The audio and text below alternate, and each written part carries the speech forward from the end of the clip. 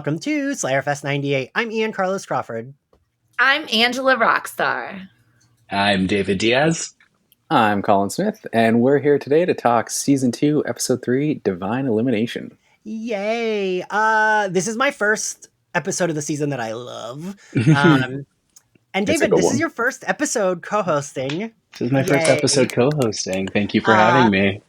I'm not very bright. But you're very handsome, so it doesn't matter. Thank you. David, do you want to tell everyone your, I almost said Buffy origin, because that's where my brain goes. Your Magician's origin, how you got into the Magicians? Yeah, I mean, it's not unrelated to Buffy, where there's a poster right over my shoulder right here. Yeah, no, I was a child that was raised on like the Buffys and the Charms and the, all of those books and TV shows of the world, Practical Magic, The Craft. Like, I never stood a chance, frankly, and like my friends were into it like before I got into it. But then we started all living together, and we just like binge watched the entire thing together while also watching a different sci-fi show, Haven, which is terrible and worse, but good. One of my friends worked on that. It's like one of my favorite shows. I once watched it in 2 weeks. So yeah, just The Magicians. I never stood a chance, and I love it. David, I feel like being gay Latino nerds, it's kind of like, of course, we like witch stuff, like right, like that kind of like, I don't know, like I'm for the course. Like I'm a bisexual Puerto Rican. My great grandmother practiced like Santeria. Like my mom once said, I can't play with Ouija boards because our family is too sensitive to spirits. So like. Right. Of course I like The Magicians. Did I don't know, I think I've told this story on the podcast before, David. I don't know if I've told you, when my grandma, so my last ex dumped me the day my grandma went into hospice. And when I went to visit her, she was like asking where he was. And I was like, all right, let me tell her.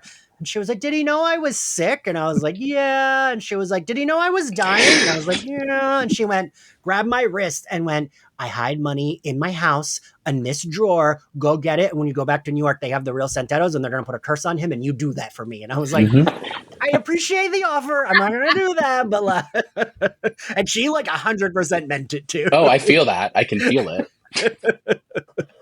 And like she, I don't know, like, I feel like, right, especially with Puerto Ricans, especially, it's like very like, no, that's religion. Like, that's not, because they don't like anything devil-y, but no, like, it's specifically because the saints are involved that it becomes like, okay.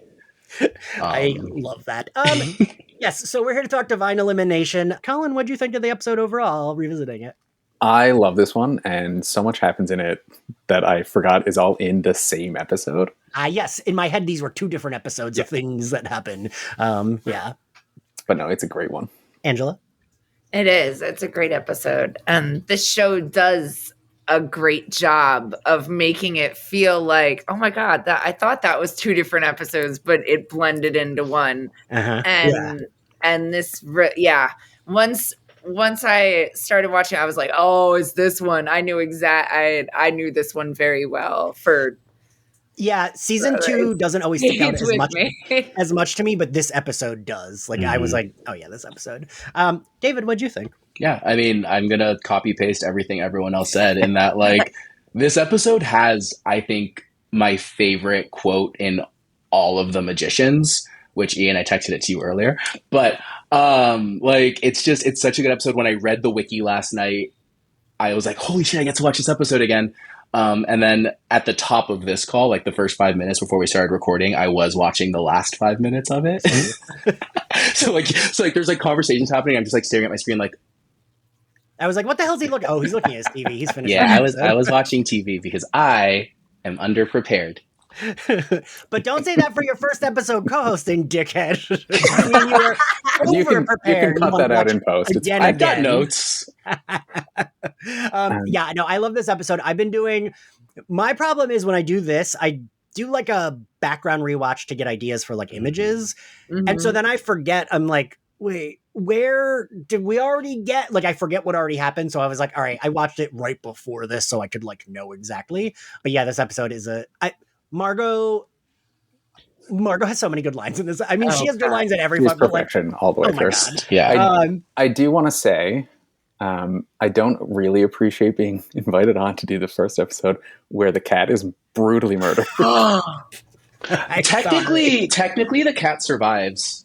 I don't think it survived. I mean, that. For a little bit.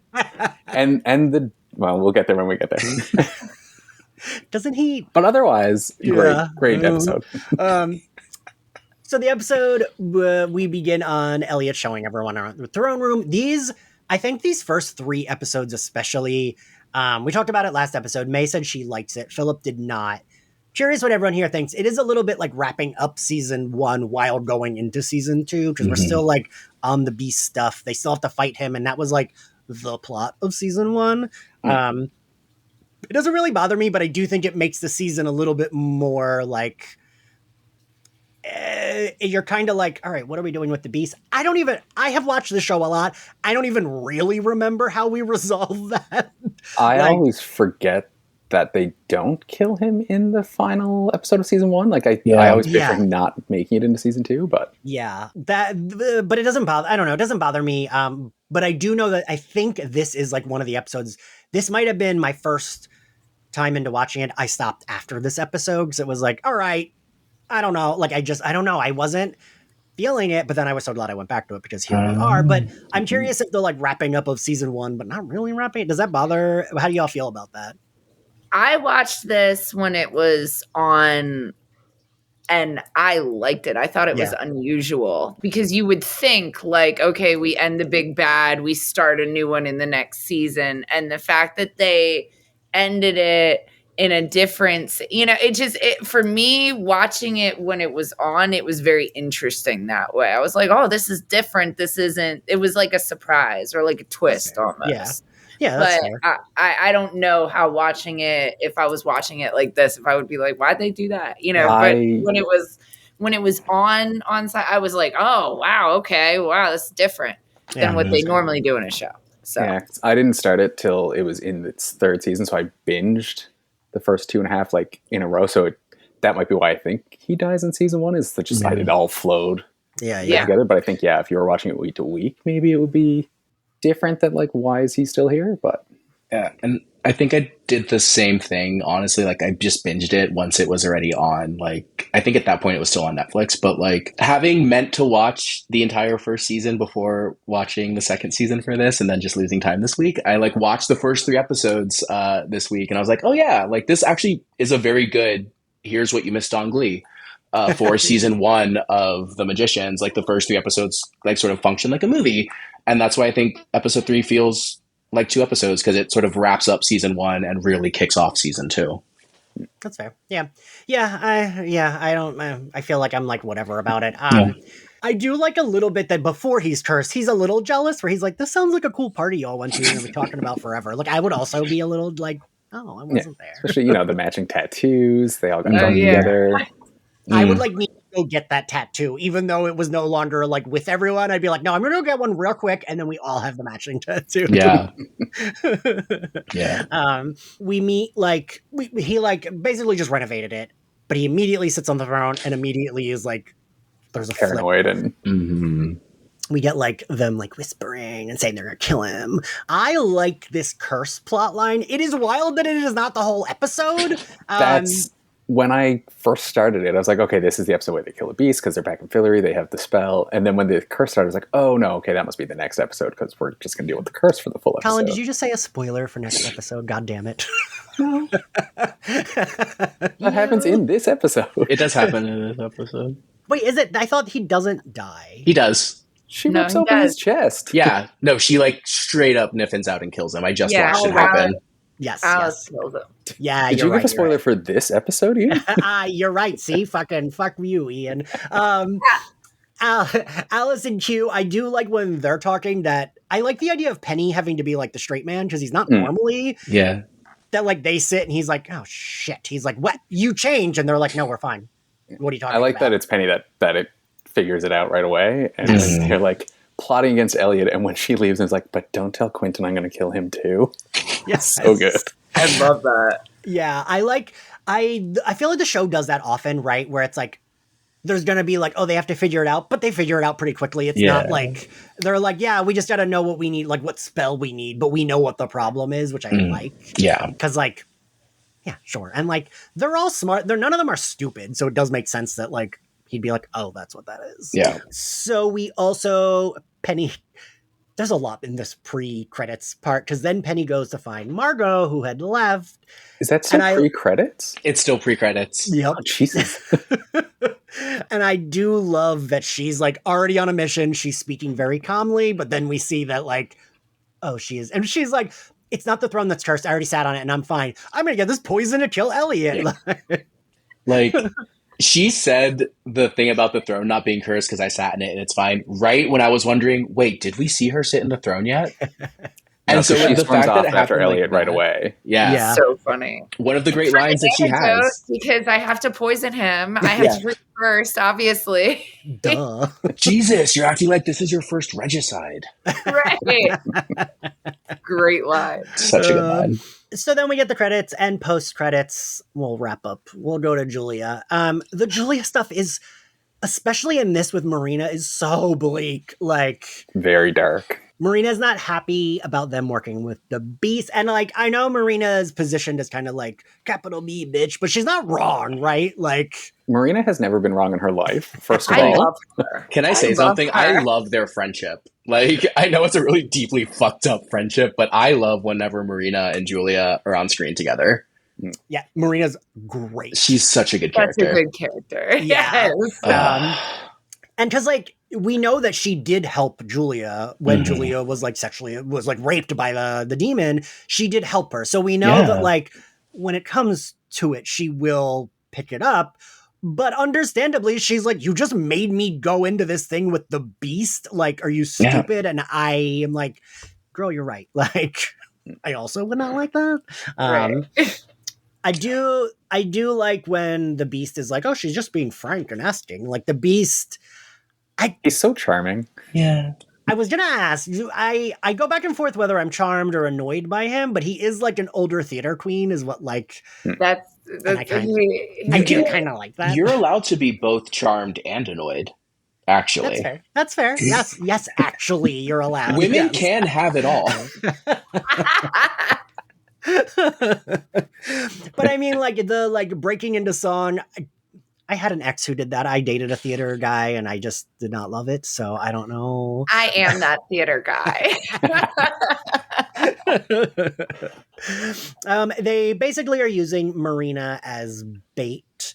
I do like when Marina's barely phoning it in and Julia's like, you have to pretend. You have to pretend at least. Yeah. And she says like, a benevolent mommy who will guide us using her yoga. Like Marina's like fucking right. While she's doing this spell, the Beast teleports. Once she fully commits and the wind starts going around, he teleports them away. As the invocation. Yeah. I love when Julia's like, okay, fine, I'll walk. And he's like, oh, that's a great plan because then we'll arrive after he's eviscerated her and he'll be too distracted. Yes. That's not what she meant. And I mean, she's not gonna, but like, I forgot how much I'm like, can Julia get a break? Like, can she just get a fucking break? And the four of us know that will not happen for a while yet. So Marina leaves because she sees they left. And she goes to their apartment, and who does she encounter? David! Reynard. Yeah. It's like so the prettiest eyes. He's so handsome. And our girl was ready, right? Like she has her wards, she knows what she's doing, but like right. But he's in there. The Beast has trouble getting through her wards. Like those are complicated. Like there was math on there. I don't know math. Yeah. It's brutal seeing Marina get like It's just like he's so good at that role of like, oh my god, because like, and the thing I like about her, and this is what I always like in a horror movie, even if the character is going to die, if they're very like, fuck you, I'm not going to let you see me scared, because of course she's terrified, because who wouldn't be? But I like that she's just like, oh, I fell asleep, I'm bored, right. Like she's fucking with him because she knows he's going to kill her. Yeah, right. Regardless, right? She goes full Tatum. Yeah. And he probably would like it more if she were like crying and scared. So she's just not gonna give him that. Yeah. Because he's trying really hard. He does the fun little peekaboo with her cat. Peekaboo. Yeah. You know, he just pets it and then he turns around and he gives it back to her and it's still meowing. It's Inside Out. Inside Out. Or, you know, is that so bad? Angela, what were you going to say? Yes. I was going to say, side note, I really find it funny every time that I've seen this episode that Marina, of all people, named her cat Cupcake. Mm-hmm. Like, it's not like Maleficent or like some sort of, evil destroyer, Cthulhu. She named it Cupcake, and it gets me every effing time. Well, the thing I found fascinating about that too, though, is she's just like, she's trying so hard to convince Reynard that she doesn't love this cat, which tells you immediately that she loves this cat more than anything else. Yeah. And so she's like, I don't care, just like put it down. It's just a stupid cat. Put it down. Like, put it down right now. Put it down right now. No, it's fucking awful. I hate when they do anything to animals in movies, honestly, or TV. Yeah. But I mean, it really railed the point home that this guy is just evil. And man, the crunching noises you hear, ooh, so gross. And you see her break for a minute and then she tries to not, right? She tries to be like, and I'm like, man, this poor, this is not her business. They pulled her into this. She was fine yesterday. He is hunting hedges. He is hunting hedges. He is, but they put her at the front of the line. They did, who will die next? Now it's her. Right. Yeah. Because he did get her LA counterpart that she was trying to link up with. So he was going after them in general. I feel like she would have been pretty high on his list anyways. She is the Queen of New York, right? Fair. So I forgot that. I was thinking that he kills that woman because Marina reaches out for help, but it's because he's just I don't think he it seems unclear. Knew she was involved at that point. Yeah. Because he seems to not super necessarily know who Marina is outside of being a hedge witch in general when he gets to her. He's strictly going after the ones that worship the goddess of the underworld. Yeah. I believe. Yeah. It's I think that was how he got right. That That's was how his he end. figured it out. And so since she was doing the dedicated, she went full force and was trying to summon this goddess. That's where he came from. And and she still doesn't sell Julia out when he's because he doesn't even know that Julia is involved with Marina at that point because the beast got Julia out before he connected. And he just is like, oh, you must be real lonely if you're praying to her. And she could be like, no, that was Julia. But she's just like, Meh. And I just I talk about that in horror a lot. Those are the characters I like. Even if they die, it's I really appreciate the characters that are I'm not giving you what you want because fuck you. And I know you're going to kill me. So why bother? He's still going to fucking try to eat her toes and bite her finger off regardless. I have two notes and I was about to bring up about that. So the first one just says, do you think her finger is okay? No, the answer is no. And the answer is probably no. And the second one says, Reynard with Marina's feet was actually directed by special guest director Quentin Tarantino. Fun fact. I believe it. And I don't know why, but there's something that feels worse about him starting with her feet because it feels like that doesn't kill you. And he even said you start furthest away so you can enjoy their pain. He is a sadistic fucker. I also forget that I feel like it's even worse because that's a dude that was Julia's friend that the body got possessed by. It's not even who was the sweetest guy. Yeah. That actor's really good though because he does pull the both awful, creepy bullshit. Terrifying. Yeah. I don't think I could date him after that. If he even as an actor, you're too good, bro. Sorry, you're not. But he's scary. so attractive. I love you so much. I'm here show, but we're not dating anymore. I'm here for it. David, I feel like you'd be yes. It's it's a win-win. It's a win-win. I'm either dating someone really hot or I get to die. By a cool god. By a cool hot trickster god. That's the best way to go. God. He died doing what he loved. A trickster god. You're fired, David. I deserve it. So Marina, what is it? Oh, then they do finally break the wards. They get in and they do freeze the god. Penny comes in.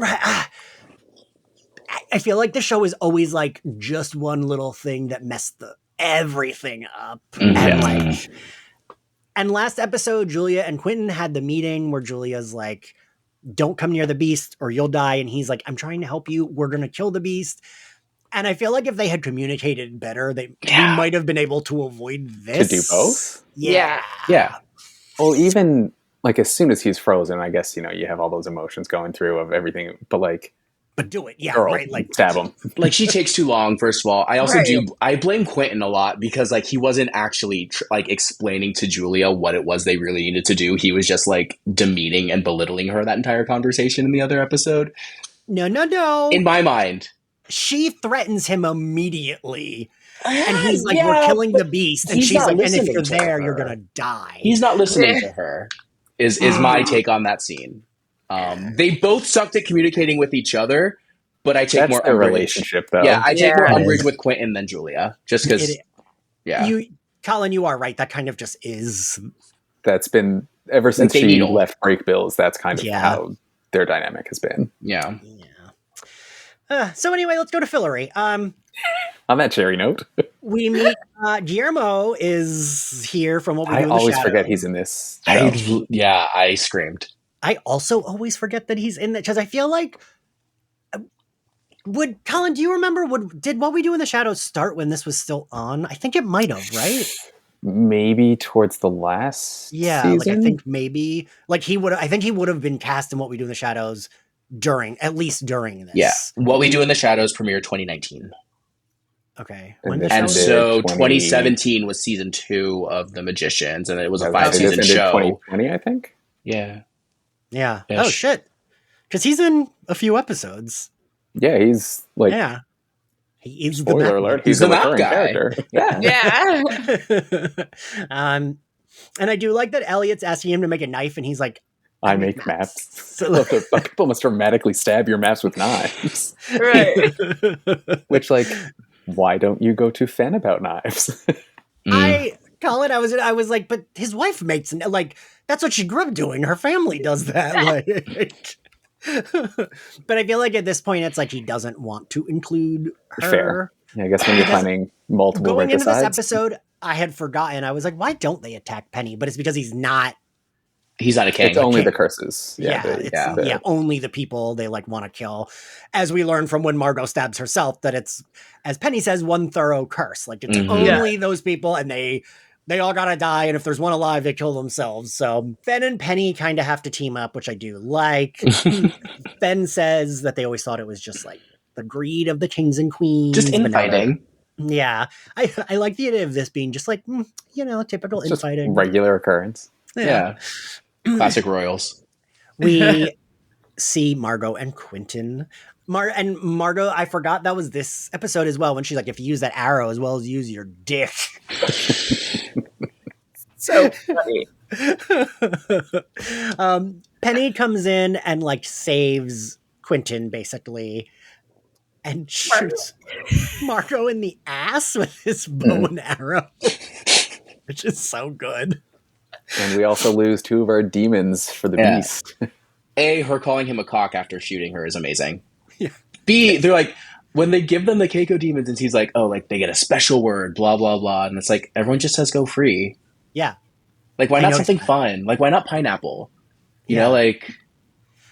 When we see them get them, I was like, oh, Margot's is going to be funny. Yeah. But that's just. It was not. Yeah. Their words. But I do like that she goes nuclear immediately. Yes. No. Fucking respect. That does kind of track. I like the way it looks when it's like everything lights up behind her and like that's then the smoke comes. This does like one of the things that like does sometimes bother me about the show that I love so much is that like they'll like make a big deal of a plot point in one episode and then it's fully undercut and gone the next episode. That is like something they do often and on purpose too, I think. But sometimes I'm like, but I want to see what that one like. I want to see that fight the beast. I wish I could have seen the cool part. Yeah. I think that exchange is funny because Margot says something about like, you're such a girl, and then Quentin says something like, well, no matter what gender you are, I would like I want to kill you. It's just they have such funny like random lines where he's just so, that PC, guy. that guy. Quentin is that way. It doesn't matter. I still want to kill you. Yeah. It's like murder is the point, but I want you to know it's not sexist murder. Yeah. Yeah. No misogyny here. Yeah, I just want to clarify. They all reconvene in the throne room. And Penny fucks up because his hands are still a little messed up from the spell. I like when he drops and Alice is like, so are we hostages or what? Like, yes. Yeah. Is it that Penny left to go get those needles? When he told Fenn to make sure they don't kill themselves. Right. Yeah. He teleports away to get it. Mm-hmm. And it's just like, he just gets them, right? It's not like... Yeah. We don't see him get it. He says, I have an idea. And then he comes back with them. He knows what he's doing. Yeah, he would know where to get that. It's fine. It's a good idea. Yeah. It's a great idea. It tracks that Margot's the first. It tracks that Margot is the first one to go nuclear, is the first one to grab that needle and stab Quentin immediately, and then is the last one standing. Like, all of that tracks, right? It's also very funny that Quentin is the last one they bring back to life. He was the first one dead and the last one they brought back. I did question that. How long does that adrenaline work before it doesn't work bringing you back to life? Time passes differently in Fillory. Don't worry about it. Oh, that's fair. You're right. Yeah. I also do appreciate that. Magic adrenaline. Alice still had some god powers at that point. So if they brought Alice back first, she could then like god people back. Yeah. I do appreciate that all of them are magicians and not one of them thinks to use any magical. They just grab the needles and are like, yeah. At the very, very beginning, because that just magic adrenaline reminded me that at the very beginning when Elliot's freaking out, Margot says, he did this once on shrooms. And she like chases after him. I'll go talk him down. I meant to mention that because it cracked me up. Like, I just want to hang out with the two of them, right? Yeah. Like, they have the expensive drugs. They have like... They're designer everything. Like, Elliot's outfits in this episode are so good. I forgot. I like their Fillory outfits. Yeah, I forgot how good the Fillory outfits are. And they could be stupid, right? Like, I feel like a show can someone just throw like a burlap sack and it's like, this is medieval. But like, Margot and Elliot, their Fillory clothes are like fucking cool. That's designer shit. Yeah. Margot is the last one standing, which I love her. She got two really good lines here when she's like, I won, bitches. I'm high motherfucking queen. And she's just like grasping that needle as hard as she can. And then when Fenn and Penny confront her and she says to Fenn, come at me, farm girl. I love it.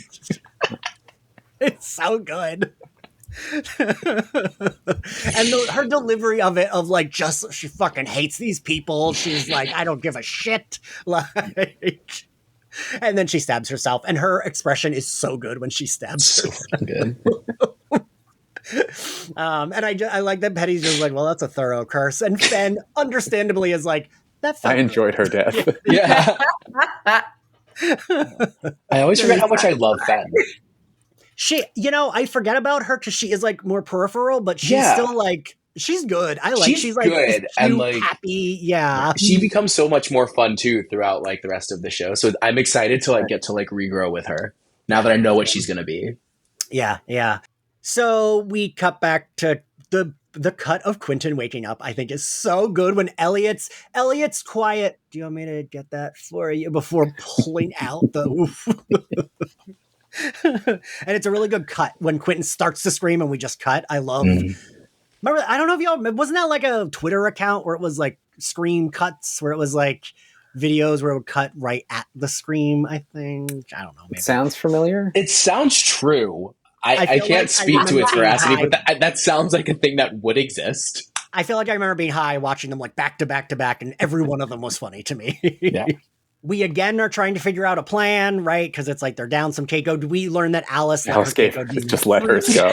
She felt bad, okay? It was trapped in there. She could feel it alive inside of her.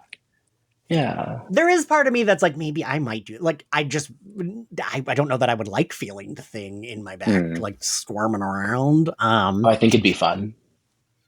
No.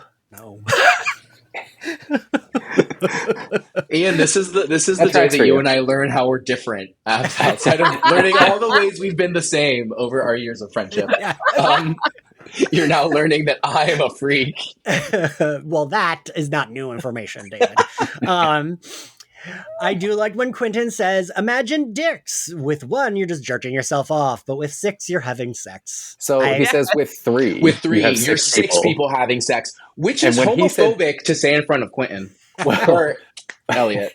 When he said 3, I was like, oh, threesome. Then he said 6 people. I was like, oh, right. We're pretending Quentin is not queer at this point. Right. But he's already had sex with Elliot.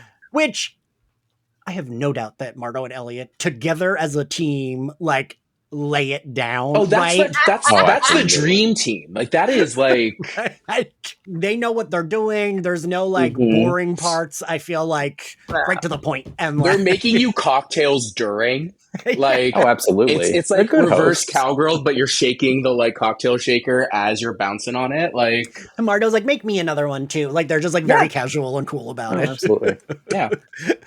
I don't fucking really remember what the plan is, and I didn't write a note down for it. They decide to use their simple shield spell to hold the beast, to distract the beast long enough for Alice to charge up. Oh, right.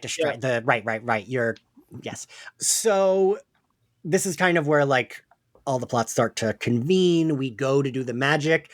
Colin, what spell is she?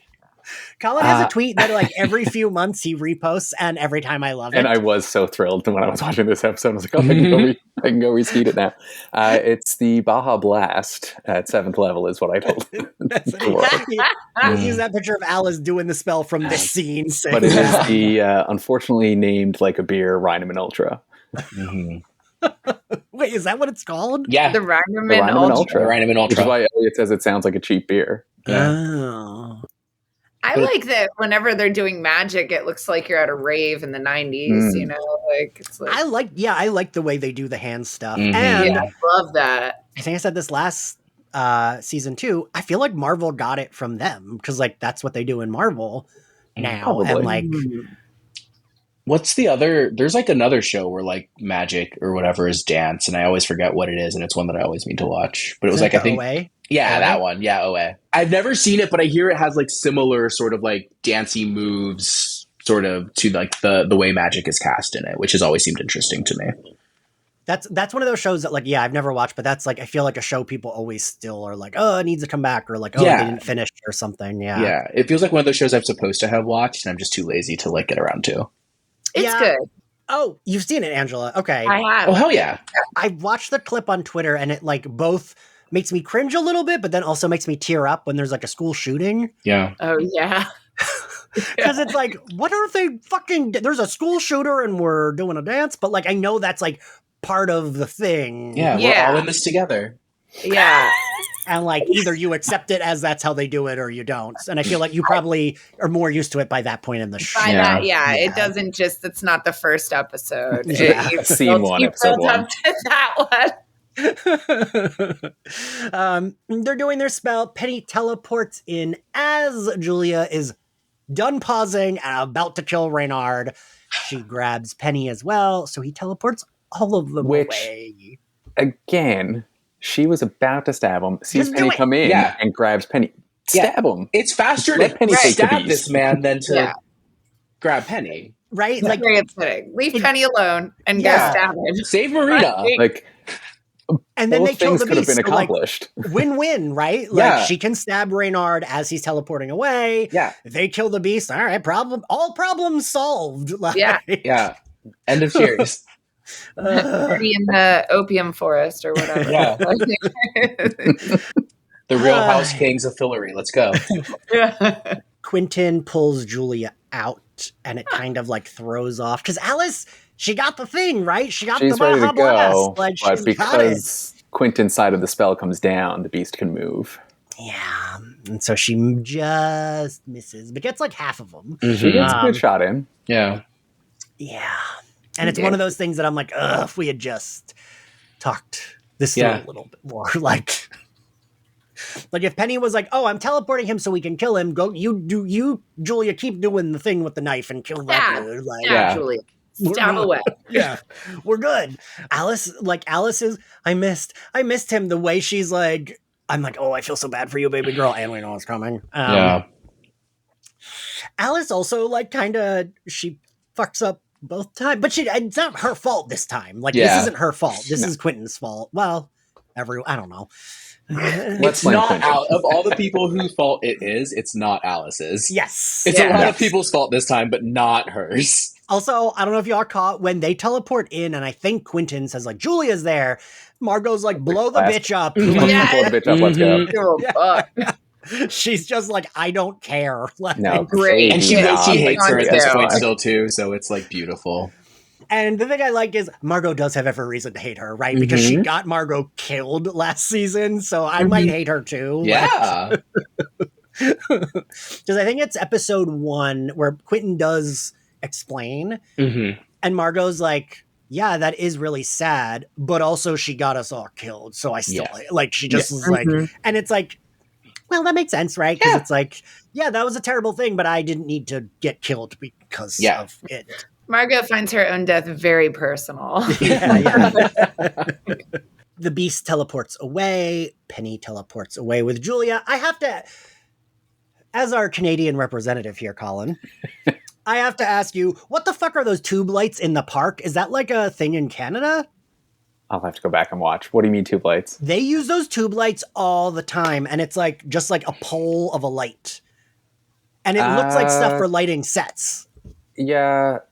Not something that we've got here that I can think of, but probably up in like Toronto and Vancouver. Okay, because like, I don't know, like in New York they don't have those, and I was like, they're just using like set lights to like light the thing, and we're just like, we'll keep them. I mean, potentially.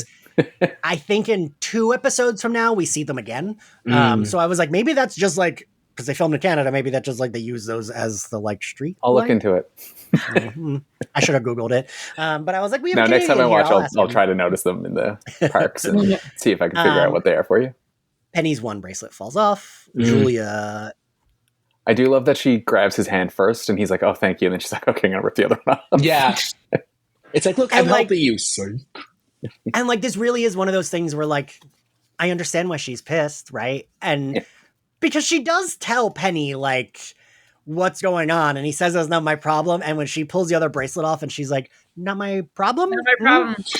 It is a really good fuck you, right? Yeah. Like, it's like everyone does so many things wrong, but like none of them did anything wrong. Yes. That is correct, David. Margot, Quentin, Elliot, and Alice are kind of like, I like when they're walking towards the horse and carriages, and Margot's like, if they get us there before the Beast, I'll fuck them both. And Elliot's like, these horses can talk. And she's, the offer still stands. Wait, so I have a question / game then, because this is the second joke that then Margot has made in as many seasons about fucking a horse. Is there a horse fucking joke by Margot in every season of The Magicians? Because right now we're 2 for 2. Wait, what was the one in last season? In last season, I don't remember exactly which episode it is, but it's like when they like put the first years like on a test, and she's in the forest, and she's like, "Go find me a horse. I want to get my Catherine the Great on." Yeah. Google it. It's hilarious. Yes, because Catherine the Great was rumored to have like fucked her horses. Well, and without a spoiler, because we're not doing a spoiler, next season there is a thing that happens because of bestiality. Mm-hmm. So maybe there really might be that. There might be like that's something I've never paid attention to, and like now I think is like a fun game I'm going to play as I watch the rest of the show. Is like, is there going to be a Margot fucking a horse joke or a Catherine the Great joke like every season? Because she does say the words bestiality next season in a very oddly emotional moment for me. So Margot and Elliot go to find Ember. Alice and Q are going to the wellspring. I want to know what y'all think. Alice and Quentin, I appreciate them more this rewatch, but like these scenes, I'm like, ugh. It's Quentin. Like when she's like, if we can get through this, I just want an ice cream sundae. And he's like, I'm going to try to win you back. Dude, calm down. Like, be less intense. Like, yeah. Like, just like, I don't know, fuck if you want to, but like, relax right now. Right? You want like, this too much. Like, chill out, dude. Like, because it, like, I appreciate, I can appreciate them more, but like, God, they are so angsty and like, it's like so serious when it's the two of them. I think every character on the show should be in a polycule except for Quentin. sometimes. I don't think he deserves it. I think he should get cucked from the closet. That is so specific. Also, I am Quentin. What do you mean I deserve that? You're absolutely not Quentin. You know, I really like seeing people's reactions because the first time May was on, she was like, Quentin is you, Ian. And I was like, oh, he is. Mm-mm. And then there's some people are like, ew, no. No, I love you. I love you too much for you to be Quentin in my eyes. I get that people like him as a character. That's great. Whatever. It's not for me. I love you too much for you to be Quentin in my eyes. Not for me. Fair enough. Again, love the show. Love Quentin even. But much like Ross is my least favorite of the friends, I think Quentin is also the character I probably identify with the most, which means he's the one I hate the most. Colin, do you know what American Dad thing I'm about to reference? Just him saying, well, but Ross is my least favorite. When Roger's like, and unlike Ross from Friends, I don't look like a Monchichi. He's a docent like Ross. Yes. But the gummy bears thing is kind of cute. Like, I'm like, all right. Then when he's like, and even I'll put gummy bears on it, which also that is good. I've put gummy bears in yogurt and that like makes it way better because then it's no longer healthy and it actually tastes good. Yeah, but in yogurt it's fine. In ice cream it's not because they get really hard. They get hard. Oh, do they? Yeah. Huh. But there was like that. Put gummy bears in frozen yogurt next time and see how you like that because they get hard and it like sticks in your teeth. There used to be an ice cream store near my grandfather's house in PEI, and they did like McFlurry Blizzard type things, and one of them was gummy bear, so I got it because I thought it'd be really fun. It was not. Mm-hmm. Not fun? No, because they were like frozen solid, so... There used to be that chain here, which I don't think there is anymore. Angela or David, do you remember talking? There was like a chain where it was like build your own ice cream sundaes, and they always had like gummy candies. I mean, there's Cold Stone, there's Maggie Moo's. It was like you like poured it yourself, and then you scooped it yourself, and that was like the thing where it was just like the ice cream machines. That just sounds like any frozen yogurt place I've ever been to, though. I haven't been to an ice cream place like that.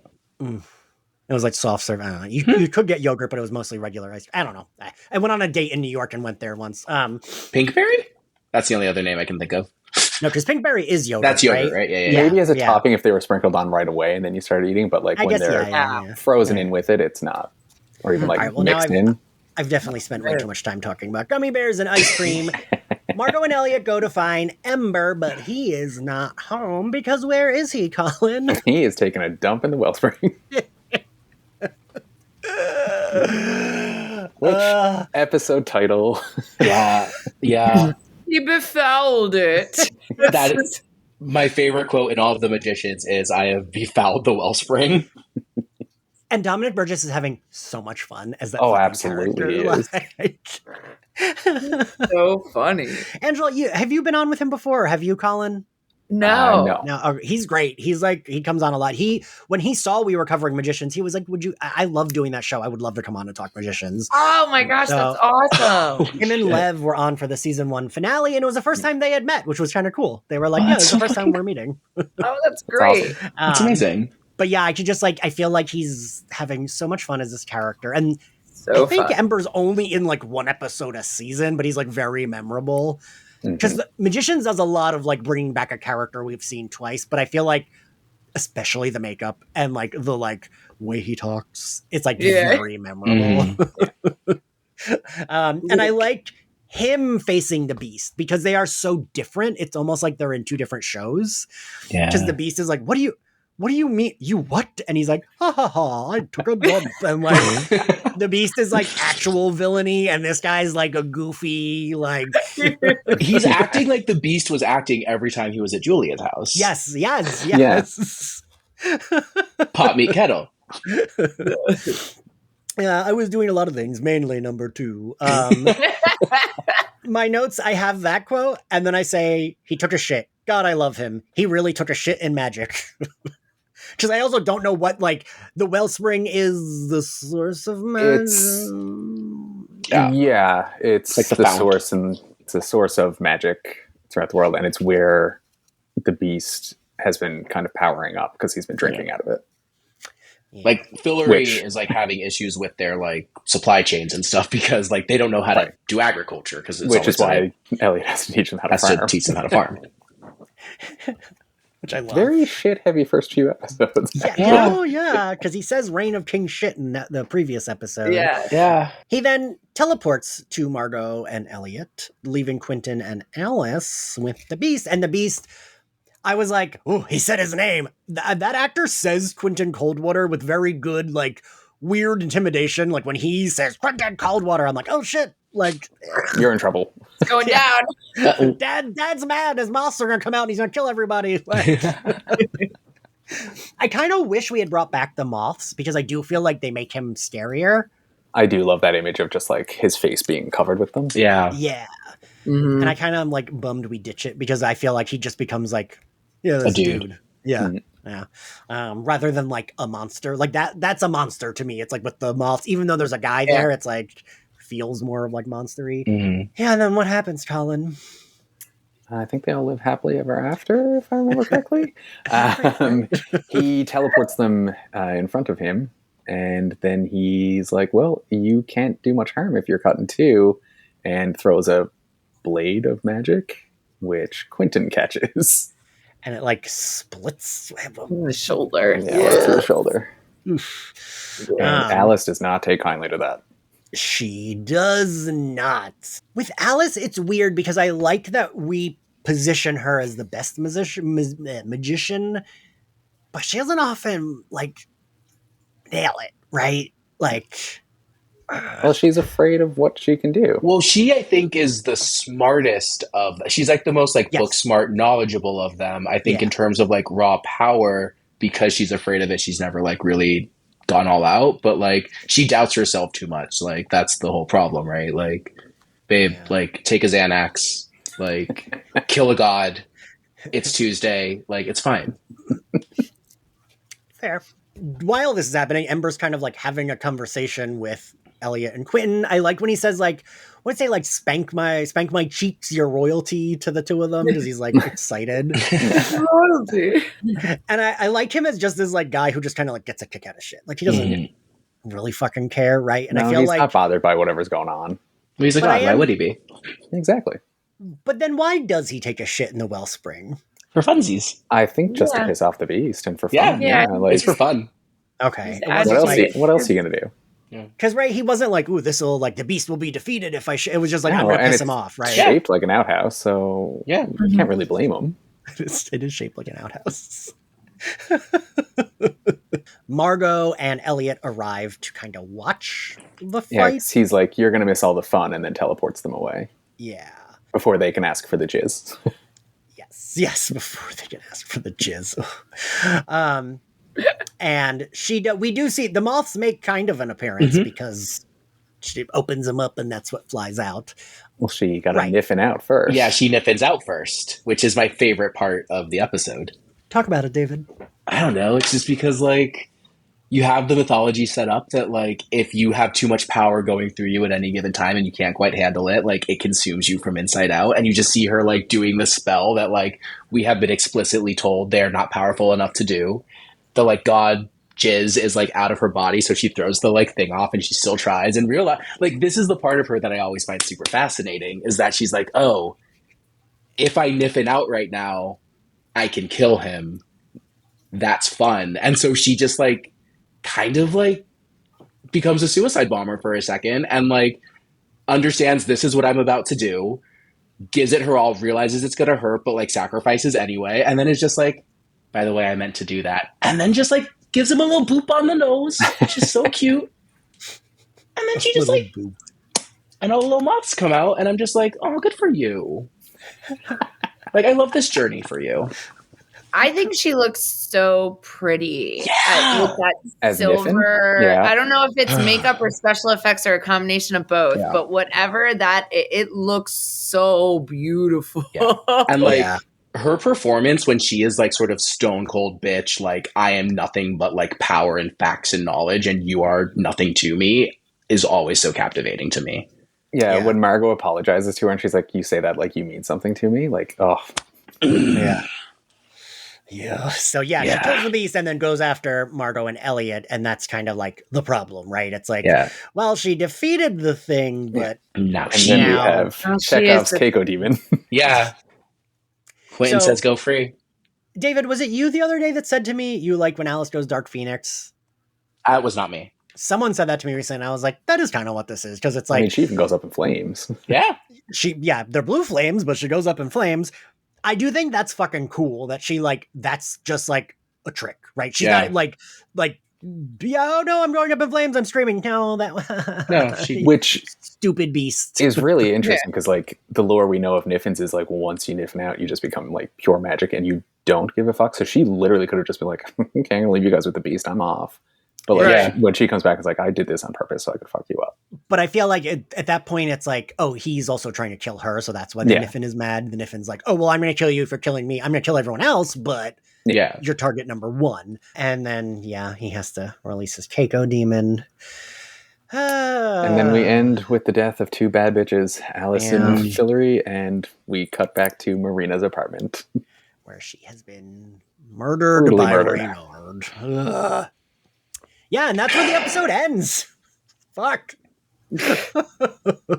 Beautiful cherry episode. Yeah. Now that we're at the end, what was your favorite outfit, Colin? I'm going to give it to the One Piece jumpsuit that Margot's wearing when she's trying to kill everyone. Very cute. Angela? I am going with Elliot's kingly outfit. They really look so good on him. It does. And they really could look stupid, right? Like,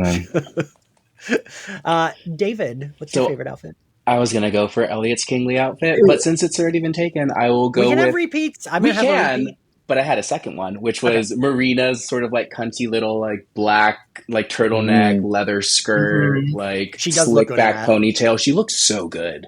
It's like, punch me in the face.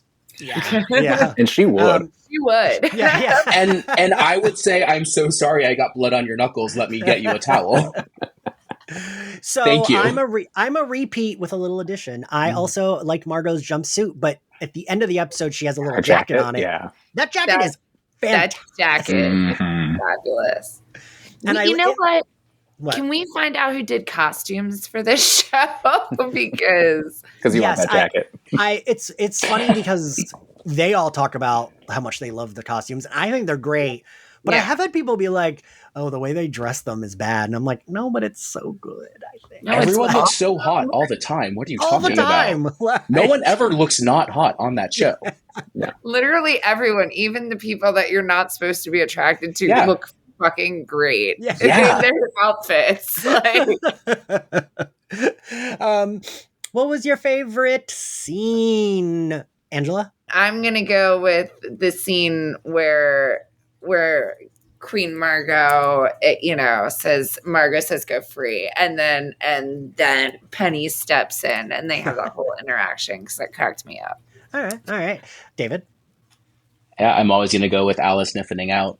I think it's such a powerful moment. It's so fucking cool. And like from a narrative and character perspective, I'm like, Colin? I'm gonna have to go with David. Like when she comes back and just says, I did that on purpose, like from that point on, it's just perfection. I'm gonna have to go with Margot winning. I love the back-to-back of like, I'm high motherfucking queen, and then come at me, farm girl. Like I think of that Margot line a lot because it's such a good stupid insult. Like just calling her farm girl, like okay, but like it is a good. I don't know. It's a good insult. I really like a really good insult that is kind of dumb. I think about this a lot. When I worked at BuzzFeed and I foolishly wrote an article about Gamergate and had my mentions were a nightmare for like a good week, I kind of got a kick out of some of the insults because my favorite one was someone took my like BuzzFeed like headshot and put text over it calling me a hipster. And it was like a hipster waterlogged Care Bear. And I always think that's like a really good specific mean insult. A waterlogged Care Bear. That's wow. That's different. Right, because it's like they're not even saying it's any barely like an insult, but it's like so insulting. Yeah. And I think if I'm correct, that was the same person that misspelled it at first, and I like quote tweeted it with like LOL, this is the best insult someone's ever given me, and they said they deleted it, spelling error, and they deleted it and reposted it, and I still quote tweeted it because I still liked it. I think that's beautiful.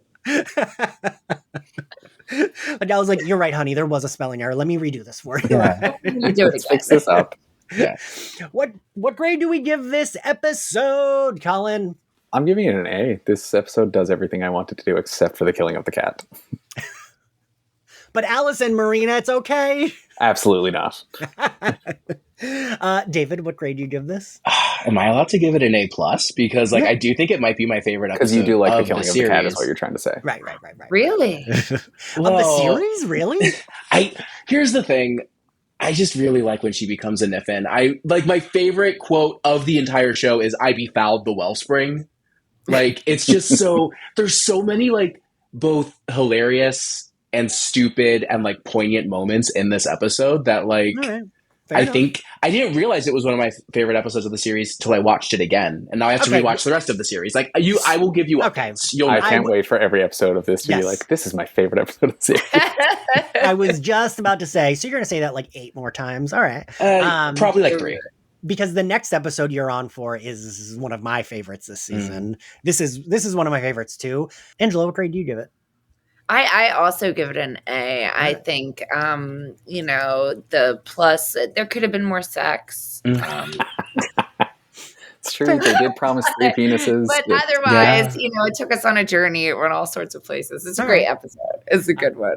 I give it a B, only because a B is still a good grade. Only because I do think it could have been. I would have liked the battle to be a little longer. I would have liked if their elimination part was that could have been a whole episode. It really could have been. Yeah. And it's weird that we meet the map maker in this because he's only in that one scene and he's a reoccurring character, but he has 2 lines and then isn't in the rest of the episode. But yeah, still enjoyed it. Thank you all for joining me. Thank you all for listening. If you like Slayerfest 98, you can find us on all social media platforms at SlayerFestX98. If you want to listen to us, you can see us on YouTube where everything's a video recording. You can see everyone's beautiful face in this recording. Or you can listen to us on Spotify, Apple Podcasts, or anywhere else you get your podcasts. Please give us a good rating, give us a good review. It really helps out the podcast. And if you want to support us, we are on Patreon where I'm covering X-Men the Animated Series, Batman the Animated Series, and every season of Buffy as it turns 25. Also have a sex and relationship talk show with Zachary Patton Garcia called My Nudie Judy, some Zoom hangouts, and more. Colin, where can everyone find you? I am on Blue Sky at csmith03. And Angela, where can everyone find you? You can follow find me on Instagram, which links to my link tree, and that's Angela MFN Rockstar. And I am on Cameo. I just want to put that out there. All right. In case you want any messages. And David, where can everyone find you? Yeah, Blue Sky at David Alexander and Instagram at David_Alexander91 is what my phone says because I always forget it. I was like, are you reading it? Yes. That's sometimes when we have some the celebrities on, I will have to tell them what their handle is. I will remember it and they won't. Well, I'm glad you think I'm a celebrity. Thank you all. And looking forward to covering more magicians. We'll see you next time. Bye. Bye.